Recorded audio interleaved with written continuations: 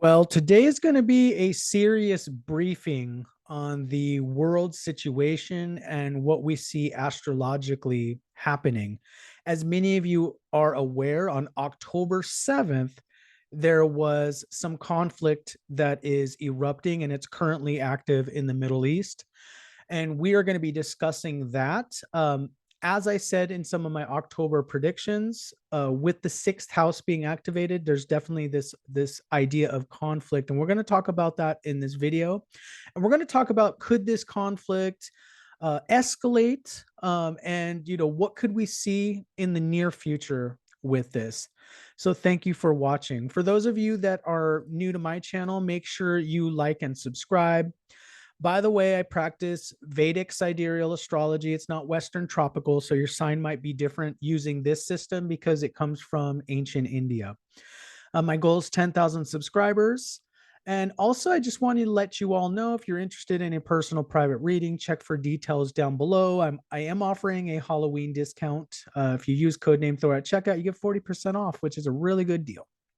All right, so let's talk about what's going on. I was in shock on Saturday the 7th when I turned on the news, and we watched that this conflict that's unfolding, and it came very suddenly. And it very much had an eighth house kind of feel about it, like kind of coming out of nowhere, kind of very sudden.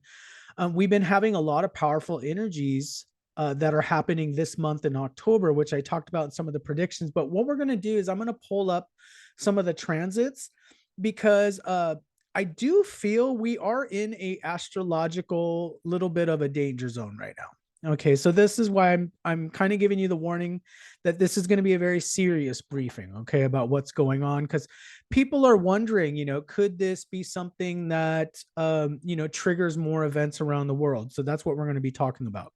Let's take a look at the slide here. Um, so, oops, there we go. So I noticed 2 days before this conflict broke out, we had the Mars and K2 conjunction in the sign of Libra. And what's interesting is Mars and K2 are both considered very destructive energies in one way or another. So Mars is known as destroying things, and K2 is also known as scattering the energies, destroying things, getting rid of things. So it's when these two forces come together, it's almost like a limitless kind of destruction. It makes me feel like when Mars is with K2, there's this idea of like a lack of restraint that takes place. And you may remember in my prediction, in the sign of Libra, that's where it happened. There's this loss of agreement. So whatever peace accords or whatever truce that was happening, prior to this time, it's kind of like those previous treaties or truces, astrologically, the energies were very much, like destroying those agreements. Okay. Now, what I'm worried about coming up, and as I make this video, it's the 9th, I believe, but it should post on the 10th. I am a little bit worried because we're coming into this eclipse season right now. And you'll notice the solar eclipse, which is a full solar eclipse, that is happening in the sign of Virgo. Now, Rahu is still in the sign of Aries, which, by the way, Rahu in Aries represents warfare, and it can be a destructive energy in many ways. But this solar eclipse that's happening in Virgo, now K2 is going to still be in the sign of Libra when this happens. But it's interesting that the sun and moon are both in Virgo, and K2 is about to enter Virgo on October 30th. So there's all this energy focused on the sign of Virgo. So when we think of Virgo, remember, Virgo is the natural sixth house. So if you make Aries the first house, Virgo's the sixth house, and the sixth house represents all those, bad things that happen in life. So conflict, it can represent war, it can represent like a lack of agreement, accusations. And right now you see a lot of people, you see a lot of blame and pointing fingers and things like that. That's all Virgo related. So that's what I see. And that's what has me a little bit concerned, is that with the solar eclipse happening in Virgo, and then the lunar eclipse is happening in Aries as well, it's like the astrological energies are more feeding into this event. And that's what a little bit worrisome for me. So it sparked on the 7th, and now we're heading into these eclipses, which are more, it's not really a energy of coming together and having a peaceful agreement. It's more of an energy of it's getting into an energy of more disagreement. So I feel like there's more of an escalation energy with the solar eclipse in Virgo, and then with K2 entering Virgo on the October 30th. So I am actually feeling, and I told you all on October, November, we're going to be the craziest months of 2023. Well, I'm still standing by that. I feel like we're likely to see more escalations, unfortunately, with these type of energies. So we would like to see more of a truce or more of an agreement coming into place. And I see that this is a very difficult astrological energy that's happening. And what I really want you to know is with K2 and Rahu, especially involved, especially with K2 entering the sign of Virgo, what it shows on a more metaphysical level is that there's these karmas, international collective karmas that we have between different nations. And there's a lot of unresolved karmas. Okay, so a lot of these karmas, if they weren't fully resolved, what ends up happening is with the eclipses or with Rahu and Ketu, especially, and Saturn, is oftentimes they're triggered again. So if we didn't solve the situation, either on a collective level or even on a personal level, what ends up happening is these situations keep on repeating.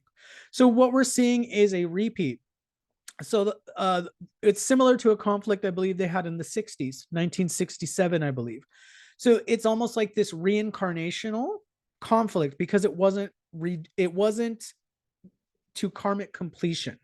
It wasn't brought into balance. And so the idea on the collective is we need to try to bring this back into balance because something's not in balance about this. Okay. Now, the point of my channel is not to tell you how to bring it into balance. I'm just more describing the astrological energies, but karmically, that's what's happening right now. There's this, it keeps on repeating cycle until there's agreements made. Now, I'm also concerned. Remember, I looked at Joe Biden's chart and I looked at Justin Trudeau's chart recently as well. And I saw some very troublesome transits there. I am worried about this situation becoming a broader situation on the globe. Okay. Having a global ramifications, at least the impact of it being felt worldwide. Remember on November 3rd, that's when Saturn is actually going to be stationing. It's going to be slowing down through the month of October, and it's going to be stationing right over the USA moon in the USA chart. Okay. And that's known as Sadi Sadi. It's known as bad luck.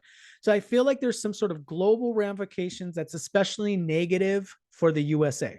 Okay. So, and even Canada, because I remember Justin Trudeau's chart, there's some negative things there. So whatever's happening right now, this could be a domino effect that leads to other negative effects. So I want everybody just to kind of, you know, it's not to live in fear, but to kind of understand, okay, so maybe I should prepare a little bit. Maybe this could have deeper ramifications than we're even aware of right now. So that's the thing I would say. I feel like it's going to be really rough this month and next month. Okay. And I'm going to still stick by those predictions. Also, keep your eye up for events in the skies. And very much with the Middle East, there was events in the skies. Well, that prediction with Rahu entering the sign of Pisces on October 30th is still, we may see some more strange sky events, whatever that means. Okay. Look towards the skies. There might be all types of events happening. So I know this is a little bit of a dire video, and I don't mean to put fear in anyone, but there's a lot of serious collective karmas, as a planet that we have to deal with. And on a metaphysical level, we call this integrating the shadow or doing our shadow work. So we all have, a shadow or a darkness that we need to integrate within ourselves. And we have a collective shadows. So the collective shadows are needing to be integrated for healing purposes. So you can't ignore the shadow. You have to heal the shadow. You have to heal it. So you have to face it for whatever it is. So thank you for watching. Let me know down below what you all think. And please be respectful to each other. And if you have different points of views, just let everyone have their point of view down in the comments. So thank you so much for watching, and take care.